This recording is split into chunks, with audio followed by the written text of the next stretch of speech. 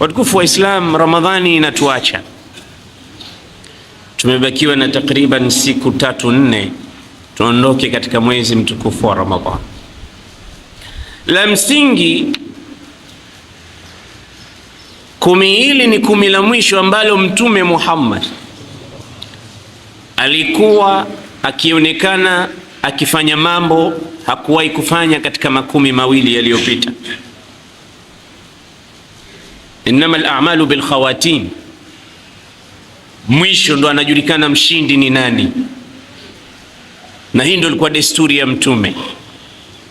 Maana kila siku sisi tunamuomba Mungu, Allah husnul khatima ya Rabb, tunaomba mwisho mwema, kwa sababu mwisho ndo inatizamwa amali za mtu.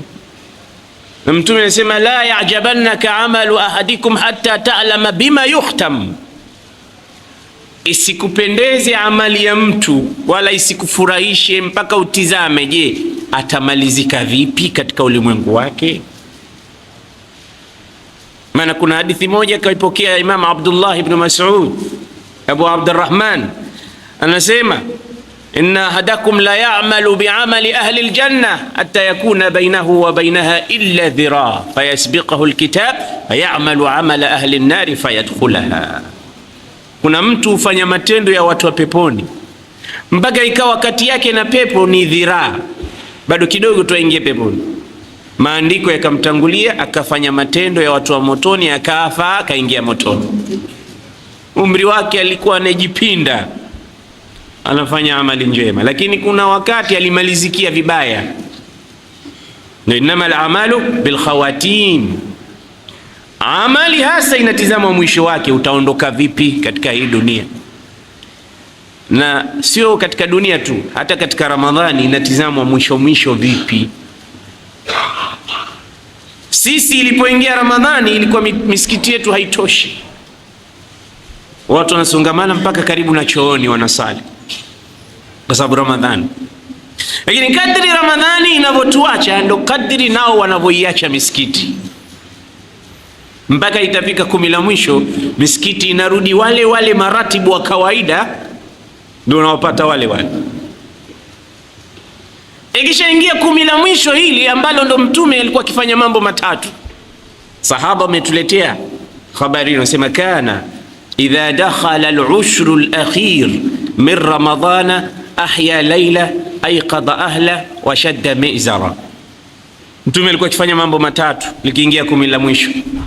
Hakubali mtu wa nyumbani kwake alale, anahuisha usiku kwa ibada, sio kuhuisha kwa karata na keram, sio kuhuisha kwa michezo kama tunavyohuisha sisi.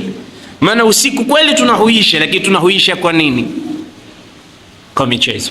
Mtume alikuwa akihuisha bitilawati alquran wa bidhikrillah wa bisalah. Shadda mizara, shadda mizara ni kinaya ya kufunga vizuri nguo. Mtu anapotaka kufanya jambo kubwa ataanza kukamata nguo. Kama sasa hivi utataka kukimbia mbio hapa kila mmoja ashangae, utakunja kidogo. Kama unataka kupigana na mtu hapa utaona mtu anakunja, maana ni kinaya ya kutaka kufanya jambo kubwa. Sasa Mtume likiingia 10 la mwisho alikuwa anakunja nguo vizuri, kwamba sasa wakati umefika.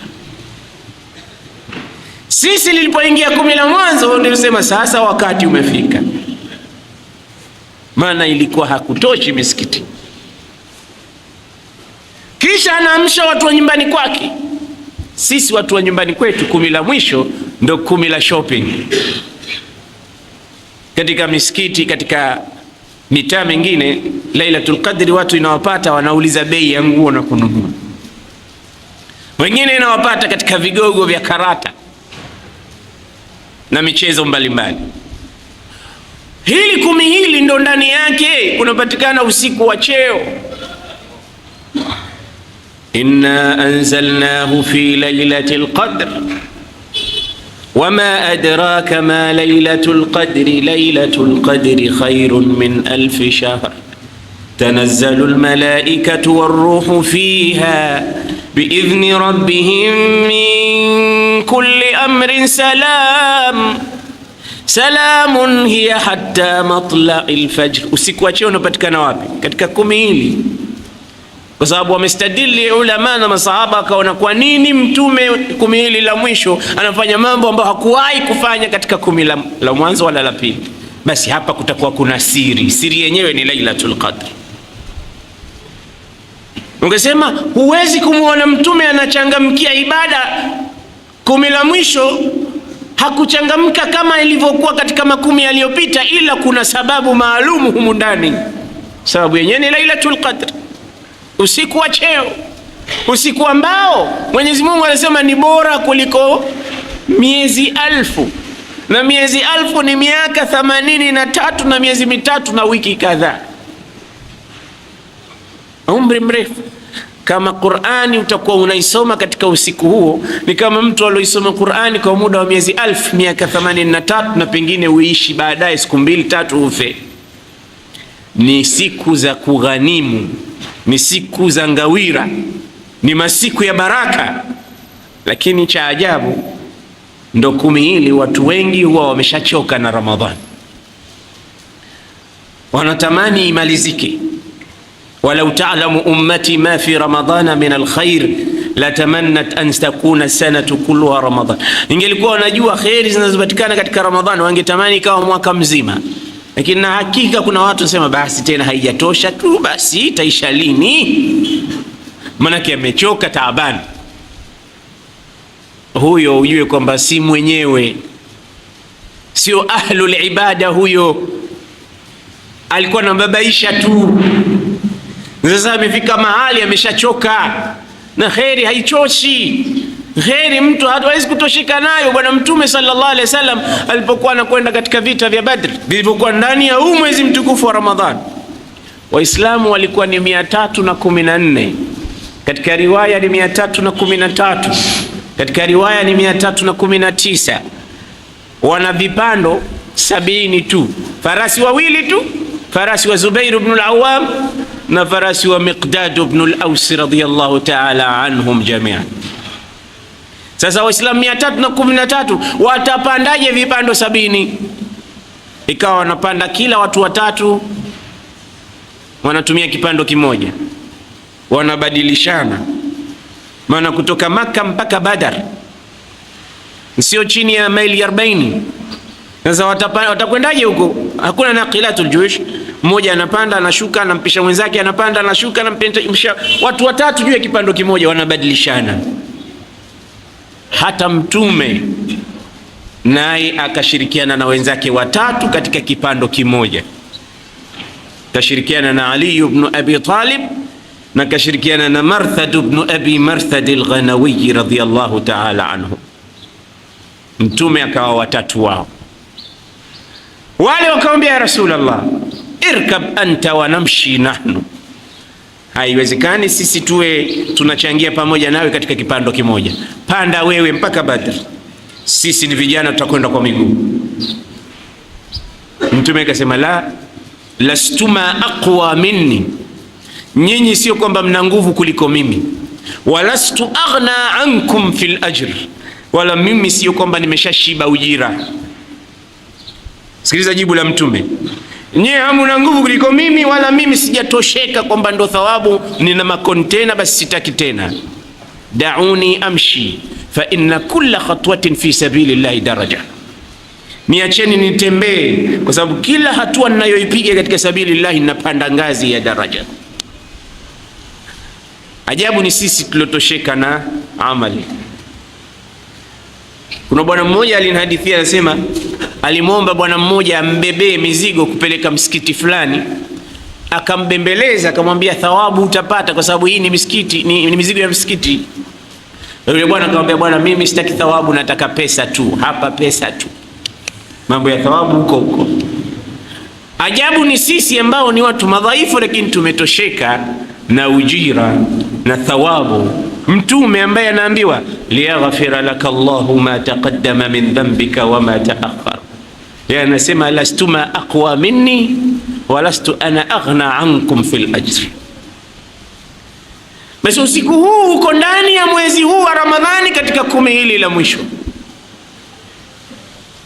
na sisi tumebakisha siku kadhaa, na usiku wenyewe wanaotamka ulama ni usiku wa leo, usiku wa Lailatul Qadr, usiku wa 27 mwezi 26 usiku wake, yani kuamkia mwezi 27. Bahati iliyoje kwa mtu mwenye kufanya ibada katika usiku huo! Kheri iliyoje kwa mtu mwenye kufanya ibada katika usiku huo! Hasara iliyoje kwa mtu mwenye kulala katika usiku huo! Tunakubali kupitwa na usiku wa cheo ambao sawa yake ni miaka 83.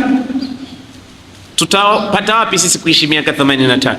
Bwana Mtume anasema a'maru ummati ma baina 60 wa 70, umri wa umma wangu ni kati ya miaka 60 na 70. Kama kuna mzee hapa na miaka 59 ajue bado mwaka mmoja. Siwatishi wazee, nasema hadithi ya Mtume Muhammad sallallahu alaihi wasallam, a'maru ummati ma baina 60 wa 70, umri umma wangu ataishi miaka hiyo, miaka 60 na 70. Qalilun man yajuzu dhalik, yani man yatajawazu 60 wa 70 qalil, ni wachache watakaopita 60 na 70, ni wachache. Na hata hao wachache waliopita 60 na 70 wamekwisha mambo yao hapo. Mtu akipindukia 70, mtizame, hawezi kukaa mahali zaidi ya saa nzima, lazima aende haja mara 3. Hata breki za kuzuia haja hana tena, hawezi kuzuia njaa kwa muda. Amerudi katika ardhalil umur kama mtoto, na mambo mengine kule nyumbani pia hawezi tena kuyatekeleza. Ile raha ya maisha tena haipo tena. Mara nyingine anaweza kununa, amenyimwa halua tu nyumbani na mjukuu wake. Unaweza kumwona anagombana na mjukuu wake kwa sababu ya toy ya gun. Yeye na mjukuu imekuwa kama sawa. Amepita umri wa miaka hii. Umri ndo huu. Sasa kama tuna umri wa miaka 60 na 70, basi kuna miaka 80 kwa usiku mmoja tu. Kwa nini tusiupatilize huo?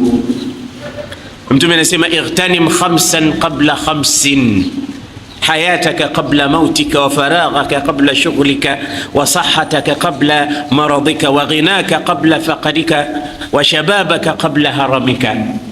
Yapatilize hayo mambo, maana yanakusibu yote. Patiliza uhai wako kabla ya kifo chako. Tumia ujana wako kabla ya utu uzima wako. Usiutumie kuvunja mifupa, utumie kufanya ibada. Usiutumie kwa michezo, tumia kwa amali. Basi Lailatul Qadri ikiingia, tumia wakati huu kwa kusoma Qur'an, maana Qur'an ndio wakati wake. Inna anzalnahu fi Lailatul Qadr fa in kunta anzaltahu fi Lailatul Qadr ya Rabb fa ana saaqra'uhu fi Lailatul Qadr. Kama namwambia Mungu, kama umeteremsha Qur'ani Lailatul Qadr, na mimi nitaisoma ndani ya Lailatul Qadr. Hiyo Qur'ani uisome kama ilivyoteremshwa, maana na Qur'ani ni kipimo halisi cha imani ya mmoja wetu. Imam Ghazali anasema utafute moyo wako katika mambo matatu. Inda qiraati alquran, ni kama thermometer. Wakati wa kusoma Qur'ani utizame moyo unakuaje. Allah anasema innamal mu'minuna alladhina idha dhukira Allahu wajilat qulubuhum wa idha tuliyat alayhim ayatuhu zadatuhum imana wa ala rabbihim yatawakkalun. Waumini wa kweli ni wale ambao wakitajwa Mungu wanaogopa, na zikisomwa aya za Qur'an nyoyo zao zinaenda mbio, zinaogopa. Takshairu minhu aljulud, nini mili inasisimka kwa sababu ya kusomwa Qur'an. Na sio watu tu, hata wanyama. Kuna sahaba alikuwa anasoma Qur'ani, anamuona farasi anatikisika, akinyamaza ananyamaza, akisoma alif lam mim dhalika alkitabu la raiba fihi hudan lilmuttaqin alladhina yu'minuna bilghaibi wa yuqimuna as-salata wa mimma razaqnahum yunfiqun. Farasi anajipiga pia miguu, anaona utamu na ladha ya Qur'an. Akiacha farasi anatulia, na wingu linakuja kidogo kidogo, akisoma wingu linafuata mpaka mwisho. Akaogopa yule sahaba, akaenda kwa Mtume akamwambia, Rasulullah, nimeona maajabu. Nini? Nasema usiku ninasoma Qur'ani na mwana farasi wangu anapiga piga miguu na wingu linanifuata. Nasema tilka almalaika kana tastami'u ilaika. Hao walikuwa ni malaika, walikuwa wanaona ladha na utamu wa Qur'an walipokuwa wanaisoma. Na huyo farasi alikuwa naye anaburudika kwa kusoma Qur'an. Basi isome katika mwezi wa Ramadhani ndani ya Lailatul Qadr.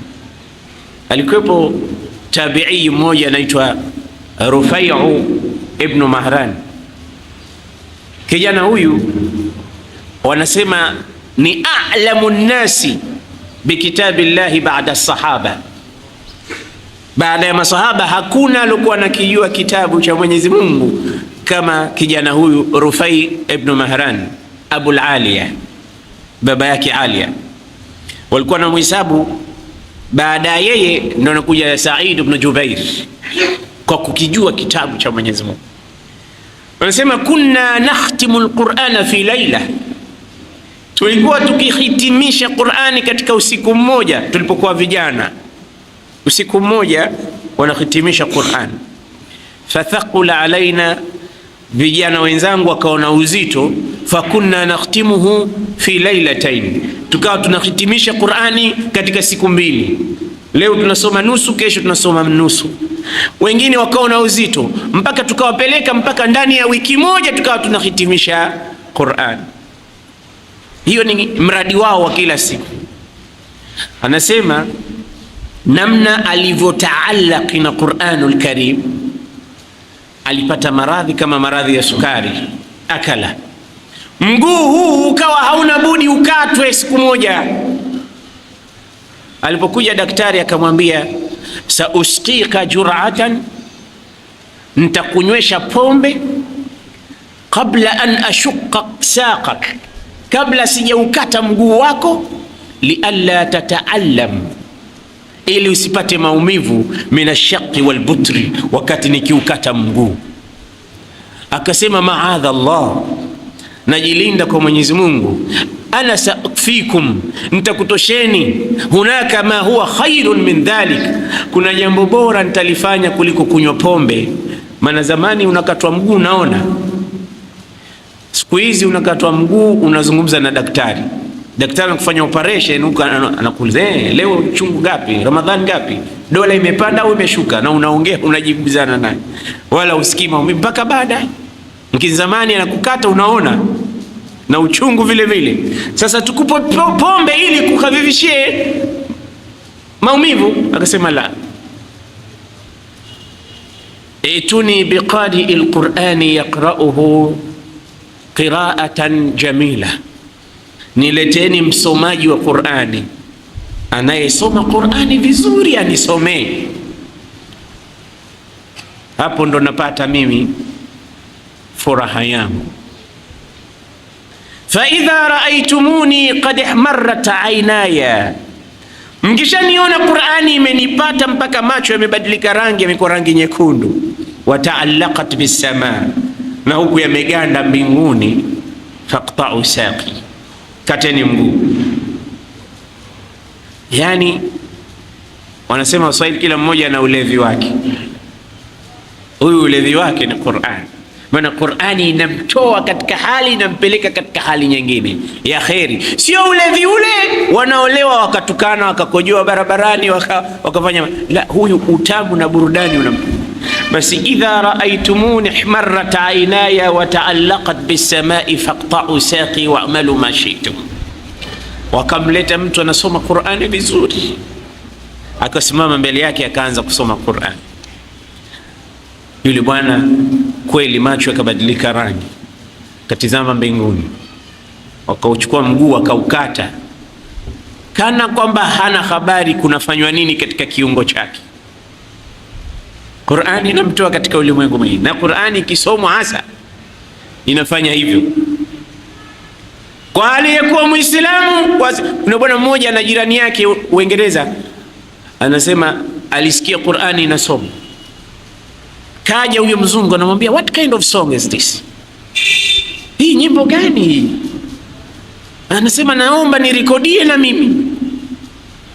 Zungu hili bwana. halina shahada, halina, lakini ule moyo umechafuliwa na Qur'an mpaka unauliza nini? Maana Qur'an ikiingia mahala inafanya mambo yake, mwili ule wote umemsisimka. Hawa watu wanataka hidayah kidogo tu, wanakuwa watu. Qur'ani sio mchezo, lakini kuna watu hawalali mpaka wasikilize Bob Marley anasemaje. Kuna watu mpaka blues ndo walale. Kuna watu maisha yao yote Qur'ani na wao ni kama paka na chui, hawapatani. Ikiwashwa Qur'ani kidogo sema azima bwana, zima bwana, unatutuwekea zogo. Lakini Qur'an, wenzetu walikuwa Qur'ani ndio maisha yao yote. Basi tuisome kwa wingi. Bwana Mtume anasema ujira wake ni mkubwa, na mtu anaposema alif lam mim, basi huyu mtu ameshapata ujira wa thawabu 30, kwa sababu alif harfun wal lam harf wal mim harf. Kwa hiyo katika siku ya leo ni siku tukufu sana. Usikubali ukalala, usikubali ikapita hivi hivi, usikubali usiku wa leo ukawa wewe na watu wako nyote mnazikosa kheri za leo. Man hurima khairuha faqad hurim. Mtume anasema mwenye kuzikosa kheri za Ramadhani huyo amezikosa. Ndugu zangu, mbali na Lailatul Qadr, Ramadhani ni subject maalum. Ramadhani ni training. Ramadhani ni college ambayo mwisho ndo watu wana graduate. Kila mmoja anapewa cheti chake. Sasa hivi imefika wakati tutagraduate, tutatoka katika chuo cha Ramadhani. Je, yale mafunzo tuliyokuwa tukipewa ndani ya Ramadhani yamefika? Maana ukitoka katika college, ima utatoka na imtiyaz excellent, utatoka na jayyidun jidda, au utatoka na jayyid, au utatoka na maqbul, au utatoka na rasib. Hizo zote ni daraja. Ima umefaulu, au kidogo umefanya bidii, au haijambo kidogo, au utakuwa umefeli. Ndio madhumuni ya mahala popote unapokwenda kusoma. Na ndani ya Ramadhani tupo watu ambao tumefaulu, Allahumma ja'alna minhum. Wapo wengine ambao haijambo kidogo, na wapo wengine ambao wamefeli. Mungu asitujalie miongoni mwa waliofeli. Na kufeli na kufaulu ni kutokamana na yale mambo ambayo Mungu alituhimiza na kutufunza. Je, tumeyakamata? Je, yamefika? Sasa kuna mambo gani? Kwani unadhani kila ibada inakuja bure bure? Ayahsabu al-insanu an yutraka suda? Wanadamu hakuletwa hapa ulimwenguni bure bure tu. Kila kitu kina maana yake. Kama umeambiwa na Mwenyezi Mungu sali, maana yake sala ina matunda yake. Wa aqimis salata inna salata tanha anil fahshai wal munkar. Sala ina matunda yake.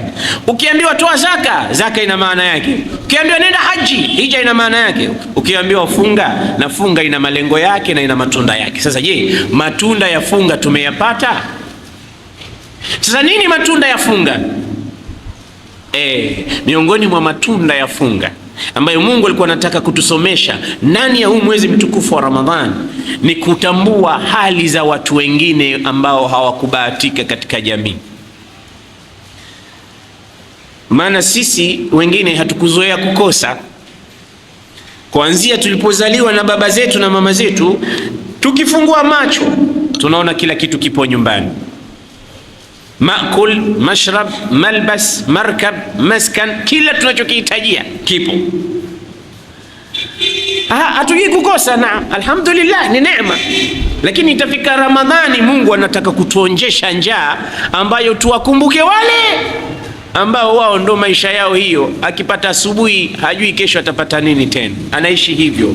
Sasa yule bila wewe kuingia practically ukaishi maisha kama aliyoishi yeye, akija kikwambia baba na siku moja mbili sijala, huwezi kumfahamu maadamu wewe hujui njaa ni nini.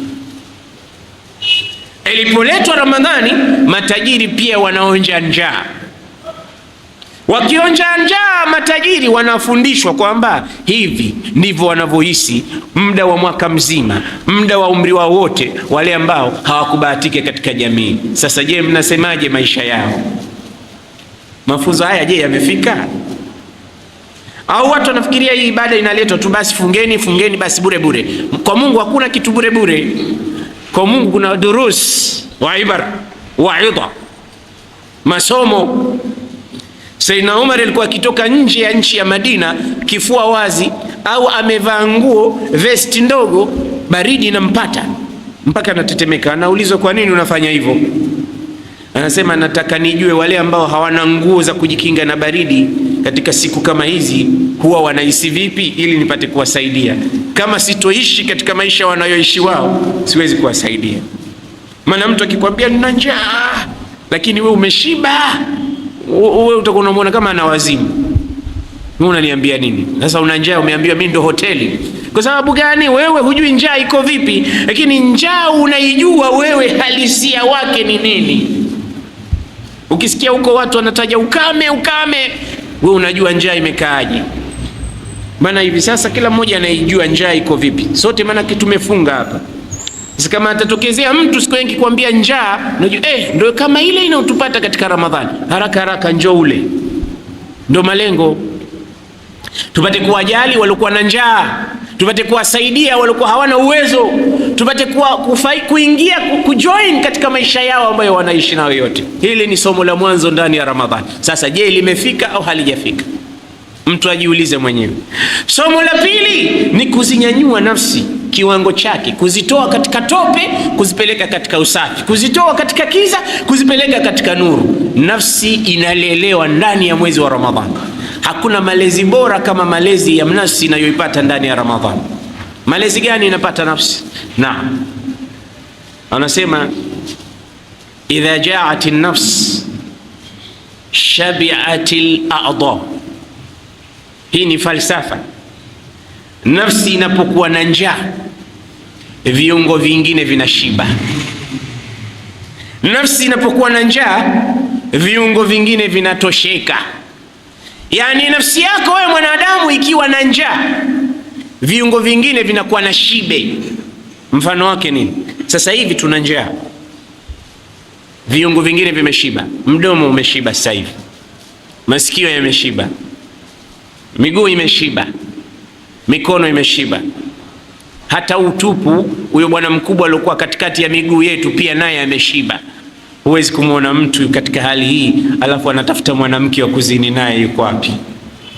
Na ukimwona ujue mal'un, maana mpaka anafunga njaa kama hii bado anatafuta mwanamke tu. Kwa sababu gani? Nafsi sasa hivi ina njaa, na nafsi ikiwa na njaa viungo vyote vinatosheka, vinashiba. Ndio malezi tupewayo hapa kwamba ishini hivi maisha yenu. Nafsi ikiwa ina njaa, daima viungo vitakuwa vimeshiba. Igeuze upande mwingine sasa. Nafsi ikishiba, viungo vinakuwa na njaa. Nafsi ikishiba, viungo vinakuwa na njaa. Angalia wewe magharibi tu, ukishashiba, huu mdomo ulipokuwa na njaa ulikuwa umeshiba, lakini ukishashiba nafsi wewe, sasa mdomo umeshaanza kuwa na njaa. Msemaji mkubwa ni wewe. Unayoyajua na usiyoyajua, ulioyaona na usiokuwa yaona, ya kweli na ya uongo. Mdomo unasema kweli kwa sababu wewe umeshashiba. Mdomo una njaa sasa. Na macho nayo pia yana njaa, maana yanataka twende huko tukatembeze uji. Maana yake twende kidogo tukatizame, tukatie nuru macho. Macho yana njaa kwa sababu nafsi imeshashiba. Masikio nayo unatafuta maskani iko wapi ukae upate kusengenya na wenzako, mpate kuzungumza lile na lile, za masikio yana njaa. Na huyo bwana mkubwa naye vile vile naye, kwa sababu umeshakuwa wewe uko katika shibe, nafsi yako imeshiba, sasa yeye ana njaa na yeye kwenda kusarifu na kutumia na kuspendi wakati wake katika raha. Hivi ndivyo nafsi ilivyo. Kwa hiyo nafsi kila ikiwa na njaa, viungo vinashiba, na nafsi ikishiba, viungo vina njaa.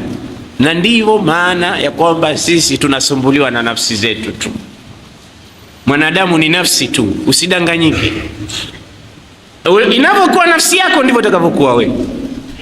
Na ndio maana walioijua hii nafsi wakasema, ya khadimal jismi kam tashqa li khidmatihi, ewe mwenye kuendeshwa mbio na mwili, ni mara ngapi unapata shida kuendea mbio mwili wako?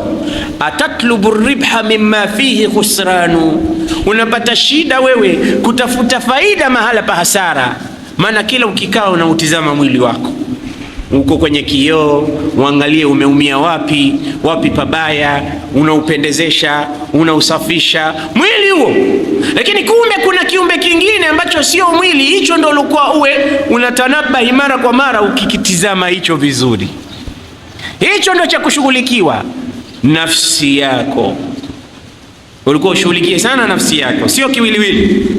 Kiwiliwili siku moja kitalala hapo hakitikisiki, lakini nafsi ulikuwa ushughulikie nafsi kuliko kiwiliwili. Kwa hiyo atatlubu ribha mimma fihi khusranu aqbil ala an-nafsi wastakmil fadailaha fa anta bin nafsi la bil jismi insanu. Wewe umeitwa insan kwa sababu ya nini? Ya nafsi, sio kwa sababu ya mwili. Kwa hiyo hakikisha hii nafsi unaiweka mahala pazuri, ili siku za mbeleni ikufae. Nafsi hii ndio inayotajwa tu. Allah anasemaje? Fa idha jaati tammatul kubra yawma yatadhakkaru al-insanu ma sa'a wa burrizatil jahimu liman yara فأما من طغى وآثر الحياة الدنيا فإن الجحيم هي المأوى وأما من خاف مقام ربه ونهى النفس عن الهوى فإن الجنة هي المأوى.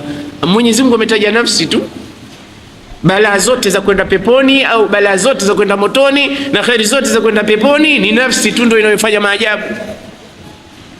Amma man khafa maqama rabbih wa naha nafsa anil hawa, ameikanyaga nafsi akaikataza nafsi yake na matamanio, fa innal jannata hiya almawa, ni nafsi tu. Wa idha shabi'at ja'at al-a'dha wa idha ja'at shabi'at al-a'dha. Nafsi ikishiba viungo vinakuwa na njaa, na nafsi ikiwa na njaa viungo vinashiba. Kwa hiyo tuilee nafsi yetu katika makarim al-akhlaq tunayofunzwa ndani ya Ramadhani. Tena ndani ya huu mwezi wa Ramadhani kuna mafunzo mengine mbali ya hayo. Unafundishwa wewe ujitambue mwenyewe. Mungu anakufundisha ujitambue wewe mwenyewe ni nani, kwani hakuna kitu kibaya kama mtu kutojitambua. Lazima ujijue wewe ni nani. Alikuwa hajijui, huyo atakuwa mtu ambaye anafanya maajabu kila mara, anachekwa, anaumia, anaaibika kwa sababu hajajijua yeye ni nani. Rahimallahu rajulan arafa qadrahu wa waqafa inda. Mungu anamrehemu mtu alojua cheo chake alafu akenda akasimama mahala pake. Kila mmoja anajijua. Kwa hiyo usitaki cheo cha mtu mwingine, wala usisafirie na nyota ya mtu mwingine. Waswahili wanasema yake alivyo yule sivyo ulivyo wewe, kila mmoja yuko kivyake. Kwa hiyo jitambue wewe ni nani, maana huwezi kwenda mahali ukaambia bwana njoo tusalishe, na wewe unajua kwamba Qur'ani hujui kusoma, kisha ukapita mbele ukasalisha. Bwana njoo msalie maiti huyu, na hata siku moja unajua kwamba mimi sijawahi kumsalia maiti wala sijui takbira ya mwanzo anasemaje wala ya mwisho, na wewe ukenda ukapiga ukasalisha. Kama madamu unajijua, unajua mpaka wako. Njoo bwana tuna mechi leo utacheza namba 9, unajua mimi sio mtu wa mpira, unaingia kweli wewe utaukoga mpira ule, huwezi kucheza. Kila mmoja anajijua. Sasa kama unajijua wewe mahala pako, nenda kasimame mahala pako. Jibril anasema wama minna illa lahu maqamun ma'lum, sisi malaika kila mmoja na mahala pake. Mimi pangu ni hapa. Jibril alipofika mahala pake alisema huko sendi tena, sasa kwangu mimi ni hapa, mkitaka kuungua basi nipite huko. Kila mmoja na mahala, hata malaika wanajijua, kila mmoja na position yake. Basi hii Ramadhani imekuja kutufunza sisi position zetu wanadamu. Kivipi? Na wakati tunapokuwa tuna njaa, Mwenyezi Mungu anataka kutuonyesha kwamba sisi wanadamu ni madhaifu, kwa sababu hatuwezi kustahimilia hata njaa. Hivi sasa ingekuwa tunaongezwa kidogo masaa 10 mengine ingekuwaje? Fikiria wewe mwenyewe katika roho yako. ingekuwaje ingekuwa tunaongezwa kidogo? Basi huo ndio udhaifu wenyewe. Hatuwezi kuvumilia njaa. Na ukitaka kujua udhaifu zaidi, angalia wakati wa magharibi katika misikiti yetu, kila mmoja ameweka mbele yake chungu nzima ya vyakula, anasubiri tu alama adhana pale. Na udhaifu zaidi, utakuta watu wengine wanagombania tende na maji baridi, na bali kuna wazee wengine wanachukiwa kwa sababu wao wanagawa tende moja moja tu katika misikiti. Utasikia imamu fulani bwana mnoko, imamu fulani bwana nuksi, kwa sababu yeye anagawa tende moja moja tu. Kama sio udhaifu ni kitu gani? Kama unafundishwa ndani ya Ramadhani kwamba huwezi kustahimilia kiu, huwezi kustahimilia njaa, huwezi kustahimilia hali halisi, kwa hiyo wewe ni dhaifu. Usitake kushindana na Mwenyezi Mungu, kubali udhaifu wako. Usitake kushindana na watu wengine, kujiona wewe ni bora kuliko wao. Haya yote ni masomo unapewa ndani ya mwezi mtukufu wa Ramadhani. Sasa je, yamefika? Na miongoni mwa mafunzo ya Ramadhani, Mwenyezi Mungu anataka kutufundisha umoja, kwamba ni nguvu. Kama tulivyofunga pamoja, tutakuja kufungua pamoja, japokuwa kuna ikhtilafu, na hizi ikhtilafu sio kitu kibaya katika Uislamu. Isije tu zikawa ikhtilafu za kutukanana, isiwe tu ikawa ikhtilafu za kubezana, isije tu ikawa ikhtilafu za kuona wengine wajinga kuliko wengine. Hizi ni njia tu za kupenya kwenda kule tulikokuwa sote tumeambiwa twende. Ikhtilafu ni rahma. Angalia mfano wa ikhtilafu. Kuna sahibu yangu mmoja nimempigia mfano, namwambia hizi ikhtilafu maana yake ni kama mfano katika nchi kuna matatizo. Mungu asijalie kukawa matatizo katika Tanzania. Mfano sasa katika ile nchi kumeingia matatizo, labda vita au nini. Sasa pale watu kila mmoja atataka kujisalimisha kutoka kwenda katika mahali palipokuwa na amani. Kwa hiyo kutakuwa na usafiri wa ndege, kutakuwa na usafiri wa gari, kutakuwa na usafiri wa boti, kutakuwa na usafiri wa miguu. Hizi ndio maana nini ikhtilafu. Sasa kuna kila mmoja hawezi kwenda kuhodhi ndege, watu wote hawezi kusafiria na ndege. Kuna watu kusafiri na ndege, kutakuwa na usafiri na boti, kutakuwa na usafiri na gari, kutakuwa wengine wanapenya na miguu. Hivi ndivyo Uislamu ulivyo na ndivyo ikhtilafu zilivyo. Lakini wote hawa lengo lao, kila mmoja anataka kufika mahala pa salama. Atakaye kwenda na gari atafika, atakaye kwenda na ndege atafika, atakaye kwenda na boti atafika, atakaye kwenda na miguu, wote wanakimbilia mahala pa amani. Sasa wanaokuwa wanakhtalifiana katika furuu ndani ya Uislamu ndio hivyo hivyo, kila mmoja anataka kufika kwa Mungu. Kwa hiyo atakayefunga na mwezi wa kimataifa atafika, na atakayekufunga na mwezi wa ru'ya ya hapa nyumbani, sote tutafika kwa Allah subhanahu wa ta'ala. Kwa nini tuwaike viriri vya kutukanana? Kwa nini tubabaishane? Basi Mwenyezi Mungu azza wa jalla anataka tuwe kitu kimoja. Tusumu li ru'yati, fungeni kwa pamoja mkiwa na mwezi, na fungueni kwa pamoja. Sote ile tukiwaka za timu, tukifanya kazi kama timu moja, hawezi adui kutubabaisha. Sote tunafungua kwa pamoja, Allahu akbar, Allahu takbira, tunapiga kwa pamoja. Inaonyesha raha fulani na furaha fulani na umoja fulani. Hii yote kwamba nyinyi ni watu wa moja, inna hadhi ummatukum ummatan wahida, nyinyi ni kitu kimoja, kuweni katika mambo yote, muwe pamoja mambo yenu, lakini umoja haupatikani. Ndio lengo la saum. Ndani ya lengo la saum tunafundishwa economy, iktisad, kati na kati, kutumia vizuri mali. Maana tumeacha kula asubuhi, tukaacha kula mchana, tunakula usiku peke yake. Kwa hiyo chakula cha wakati mmoja tu ndicho tunachokula. Lakini cha ajabu ni kwamba mtu hukusanya chakula cha asubuhi na chakula cha mchana na chakula cha usiku, vyote akahakikisha anaviweka mezani. Haya, utavila vipi wewe tumbo lako moja vitu vyote hivyo? Matokeo yake anatupa pipani. Kama vinamalizika na umeita watu, sio matatizo. Tatizo ni vile vyakula havishi, vinatupwa. Economy tunafunzwa ndani ya mwezi mtukufu, lakini hakuna mwezi unaokuwa na masarifu makubwa kuliko mwezi huu wa Ramadhani. Ndani ya Ramadhani mafunzo tunayoyafunzwa na Mwenyezi Mungu Azza wa Jalla ni mafunzo ya sisi Waislamu uhisi kwamba udugu wetu unafanya kazi, kwa sababu ya kule kupeana zawadi, kualikana. Tunafundishwa mapenzi, tunafundishwa kupendana. Sasa ni ajabu tukimaliza Ramadhani ikiwa hata moja katika haya mafunzo tuliyoyataja hatuna. Mapenzi hayapo, kule kujaliana hakupo, zile nafsi hazikufunzika, na mambo mengine yote ambayo Mwenyezi Mungu Azza wa Jalla ametufundisha hatuna hata moja. Tulivyoingia tunatoka waovu kuliko tulivyokuwa. Itakuwa haina maana. Na Ramadhani ni dhuruf, ni durus, ni ibar. Bwana Mtume alipokuwa anapanda mimbar alisikika akisema amin, amin, amin. Sahaba wakamuuliza, ya Rasulullah, mbona umesema amin? Na walikuwa kila wakimwona Mtume anafanya jambo ambalo sio la kawaida wanamuuliza. Siku moja Mtume alikuwa na sali, mara akavua kiatu haraka haraka akakitupa ndani ya sala. Alikuwa na sali na viatu vyake, na wao sahaba wakavua na viatu, maana wakimwona Mtume anafanya na wao wanafanya, wakavua nao viatu vyao. Tulipomaliza kusali, Mtume akawauliza, kwa nini mmevua viatu? Kwa sababu tulikuona, khala'ta fa khala'na, ulivovaa tumevaa, ulivovua tukavua, maana tunakufuata wewe. Akasema jaani Jibril, alikuja Jibril akanambia kiatu changu kina najis, kwa hiyo nimekivua cha kwangu kwa sababu ya najis. Sasa vyenu je? Vyetu havina najis, lakini tumekufuata wewe ya Rasulullah.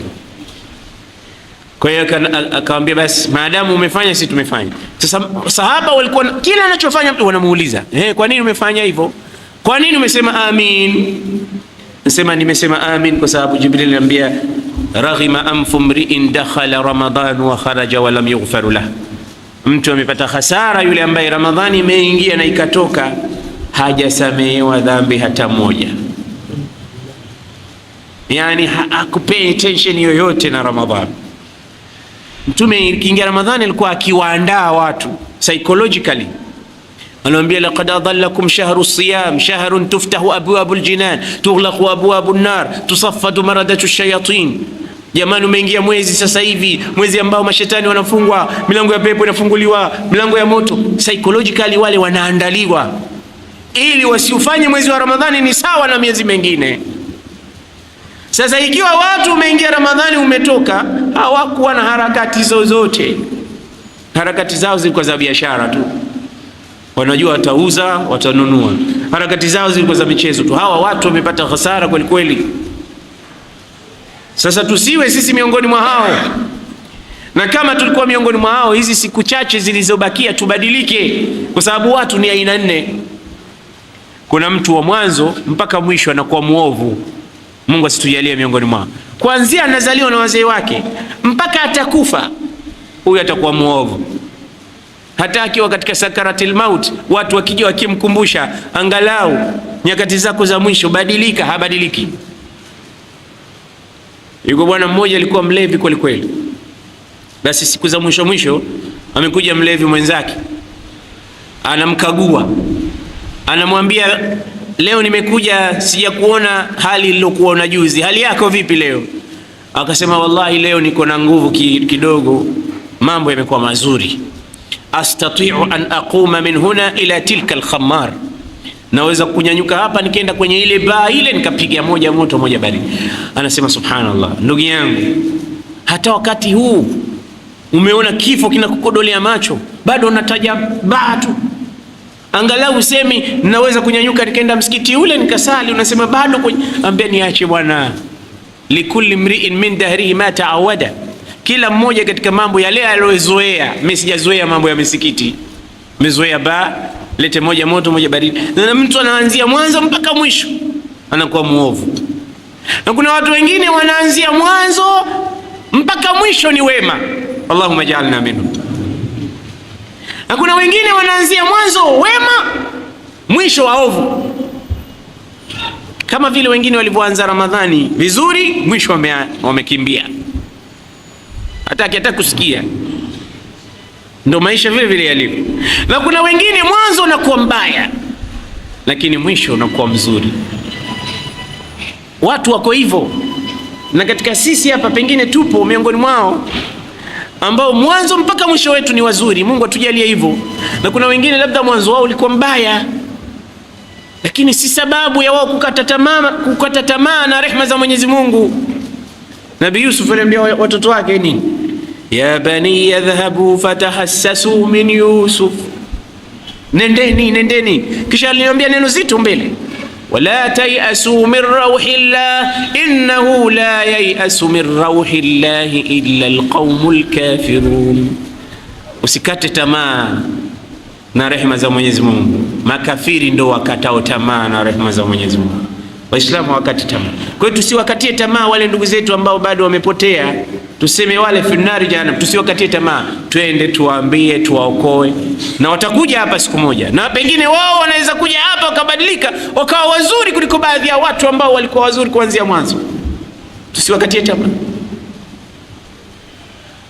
Wakati wa Bani Israil alikuwepo mmoja katika wanachuoni, in fact sio mwanachuoni, abid, mfanya ibada. Akaona kwamba mimi mji huu haunitoshi wala haunifiti katika ibada yangu. Akahama, kakaa mbali kidogo ya mji, kwa sababu watu wanamuasi Mungu sana, na mimi siwezi kukaa na watu wa dhambi, asije Mungu akateremsha adhabu na mimi nikawemo. Kahama katika kijiji kile, kakaa huko, lakini alikuwa maarufu kwa ibada. Sasa kama alivyokuwa maarufu kwa ibada, alikuwepo mmoja naye alikuwa maarufu kwa maasi. Maana anajulikana, hakuna aina ya dhambi ila ameitenda, hata ambayo hajawahi kuyatenda Ibilisi yeye kayatenda. Basi watu wanamjua kwa jina, wanamjua kwa kumwona, na yule mfanya ibada anamjua pia yule, na yule mfanya dhambi anamjua mfanya ibada. Sasa siku moja mfanya ibada akasema, wacha nishuke nende zangu markiti, sokoni huko, nikatembee kidogo niangalie mandhari ya dunia ilivyo kule. Akashuka kwenye kibanda chake cha ibada, huyo akaja zake chini huko. Na yule mfanya dhambi naye akasema, leo wacha na mimi nitembee kidogo mjini niangalie mandhari ya mji.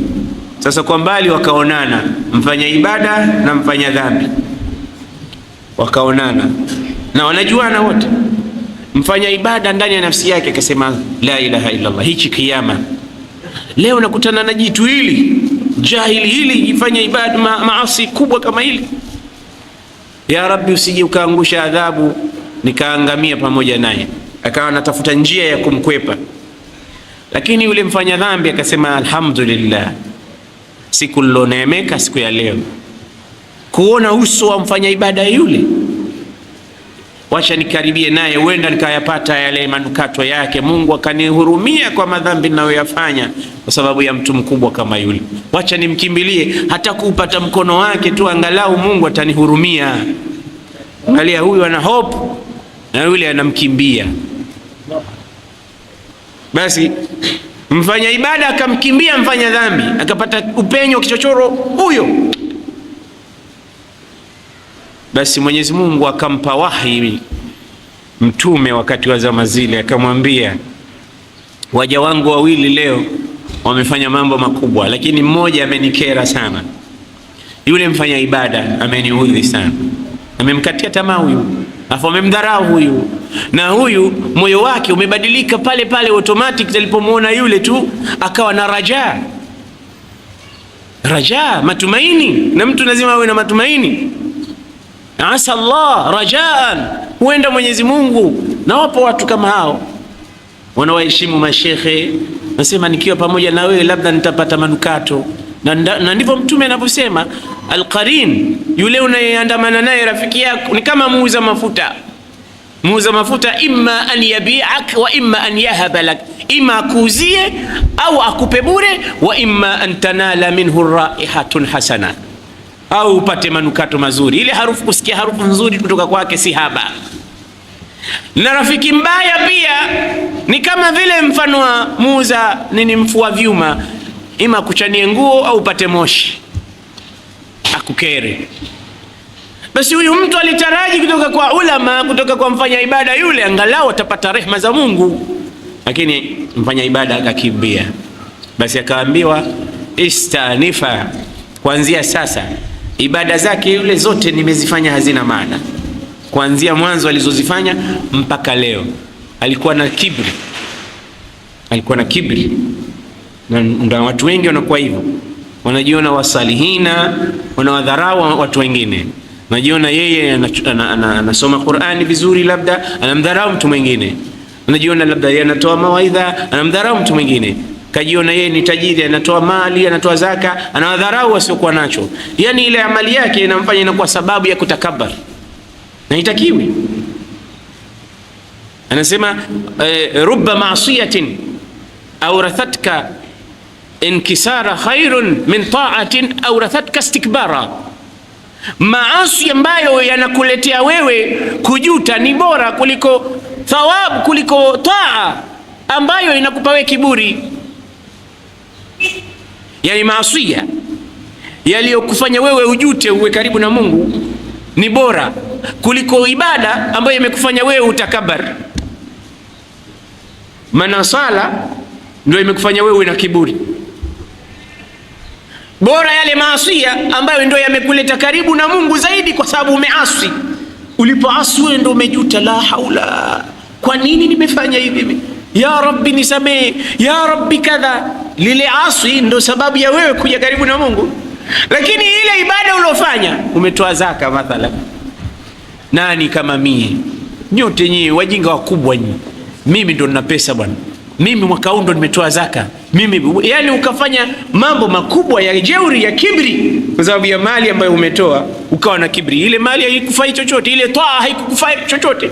Bora yale maasi ambayo yamekutanabahisha ukawa karibu na Mungu kuliko ile toa ambayo imekutupa katika kibri. Sasa hata ukifanya mambo mazuri usiwe na kiburi. Imam Shafi ana maneno mazuri, alikuwa akisema uhibbu salihina walastu minhum, mimi nawapenda watu wema lakini mimi sio mmoja wao. Mimi simo hawa bwana, katika watu wema mimi simo. Mimi mfanya machafu, mfanya maasi, mfanya dhambi, simo mimi humo. Uhibbu salihina walastu minhum asa an anala bihim shafaa, nataraji tu kwamba wao wataniombea siku ya Kiyama. Anasema wa akrahu man bidaatuhu almaasi, na nawachukia wale kwamba bidhaa zao, biashara zao ni maasia. Walau kunna sawaan fi bidaa, hata kama mimi na wao tuko sawa sawa. Maana yeye kajieka kundi la wale wanaofanya dhambi. Na mtu anatakiwa kila mara awe anajidhalilisha, ile nafsi inaondosha ile kiburi, kuliko kwamba hapa katika 10 bora wacha Mungu hapa kama watahesabiwa, mie nimo. Unajiambia mwenyewe. Yani hata nimemsikia kijana mmoja anazungumza, anasema kama Mungu hatonitia peponi mie, itabidi tufanye mgomo, maana ibada hii tunaofanya anafanya mgomo mbele ya Mungu. Yani kajiamini kwamba yeye maana mtarawih zote hizi, ibada zote hizi, funga zote hizi, 5 salawat, alafu msiende peponi vipi? Sasa wewe unafanya hivyo vitu, na Mtume kasema wallahi lan yadkhula ahaduna aljannata bi'amali, hakuna atakayeingia peponi kwa amali yake. Wakamuuliza hatta anta ya Rasulullah, mpaka wewe kasema hatta ana illa an yataghammadani Allahu biwasi' rahmati, Mungu akinistiri kwa rehema yake tu ndo nitaingia peponi. Wewe unasema katika watu 10 bora mie nimo, wacha Mungu. Hapana, unatakiwa kila mara ujidunishe. Mtume anasema man tawadha lillahi rafa'a, yule ambaye anajidunisha kwa Mwenyezi Mungu basi huyo ndo ananyanyuliwa.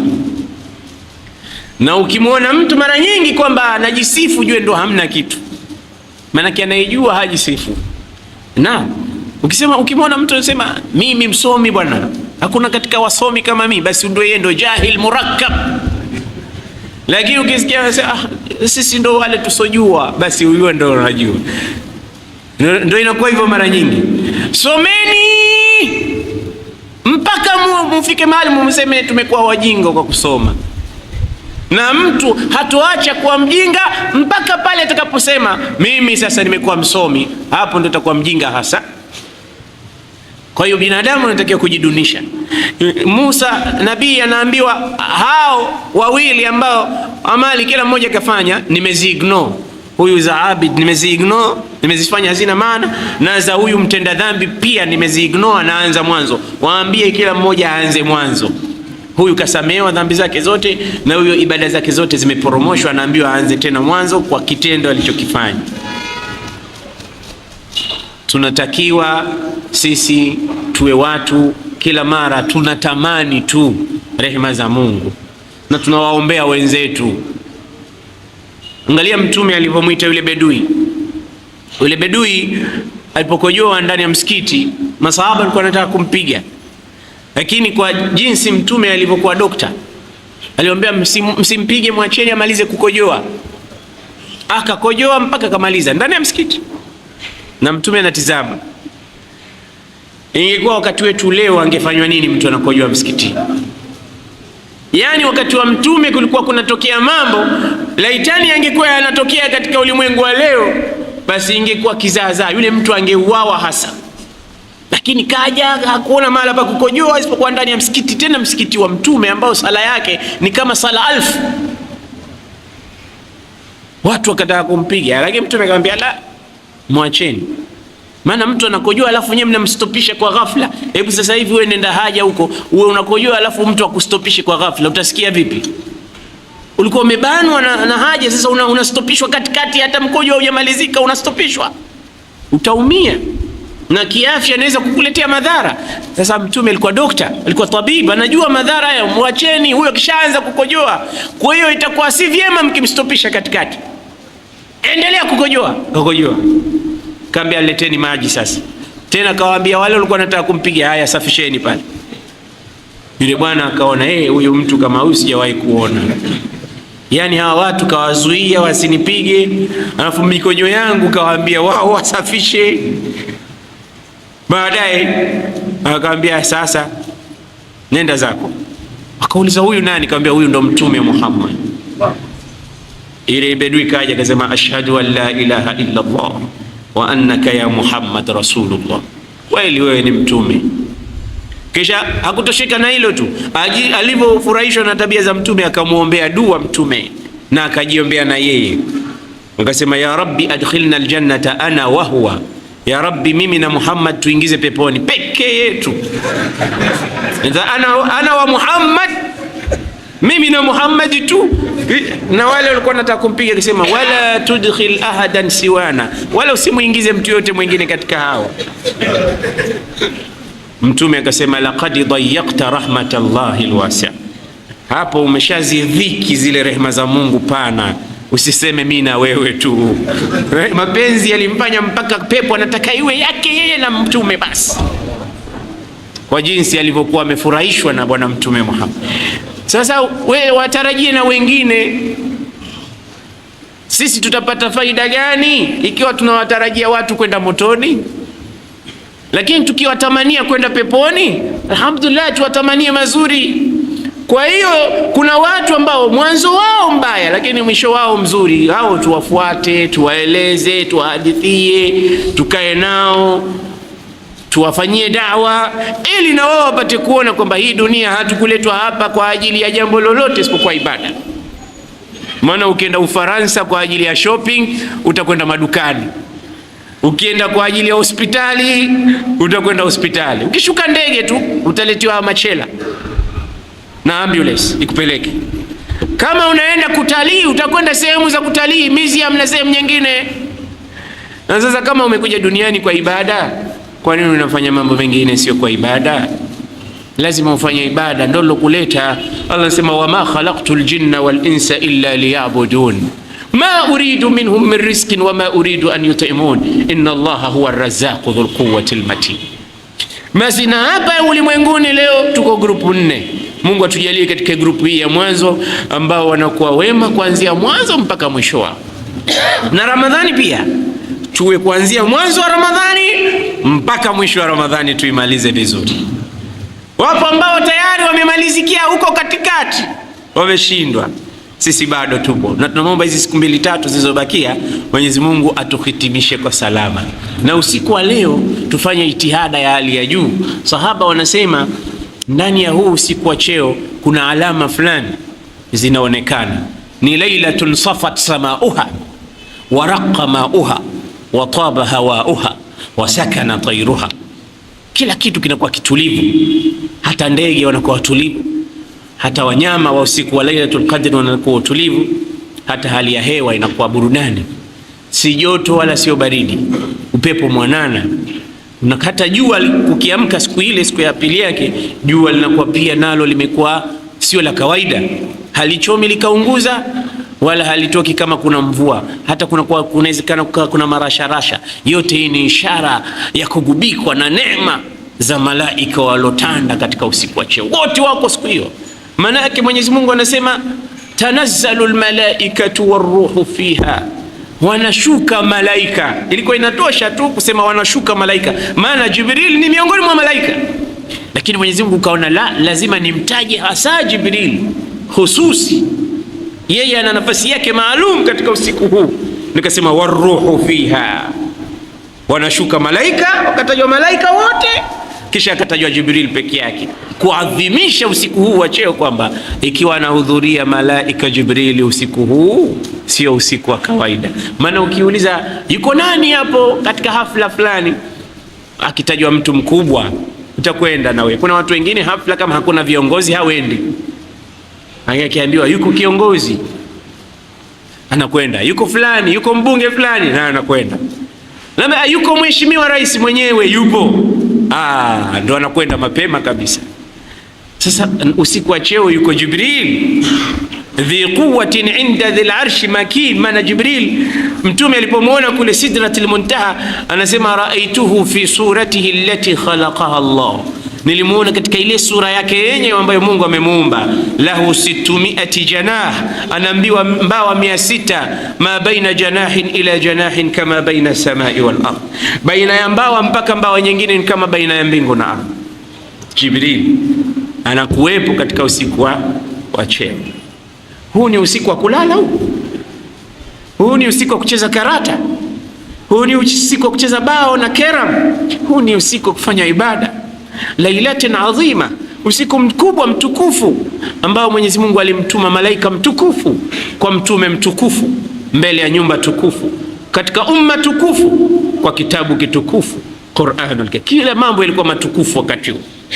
Mola mtukufu amemtuma malaika mtukufu kwa kitabu kitukufu kwenda kwa mtume mtukufu ndani ya usiku mtukufu katika mwezi mtukufu pembeni mwa nyumba tukufu kwa ajili ya umma mtukufu, kuntum khayra ummatin ukhrijat linnas. Basi baada ya mazuri haya yote, ndugu yangu Muislamu, unashindwa kuwa active kuwa na nishati ya kufanya ibada, unaacha masiku haya yanapita hivi hivi bardan wa salama. Mwenyezi Mungu anashuka katika wingu wa dunia, mbingu ya dunia, anasema hal min mustaghfirin fa aghfir lah, hal min sa'ilin fa u'tiya, hal min taibin fa atuba alayh. Je, yuko mwenye kuomba nimpe? Je, yuko mwenye kutubu nimsamehe dhambi zake? Je, yuko mwenye kustaghfiru? Yani Mungu anatuuliza, sisi tunamjibu kwa kuunguruma na usingizi. Watu wamelala hawana habari. Kafa nauman, kaburini tutalala sana.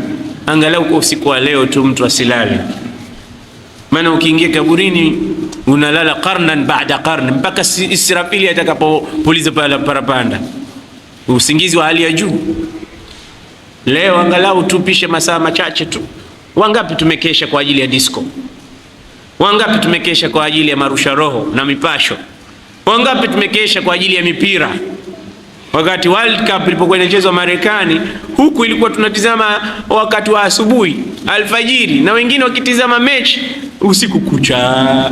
Na mtu anakaa kwenye runinga yake saa 8 usiku anaanza kutizama mechi.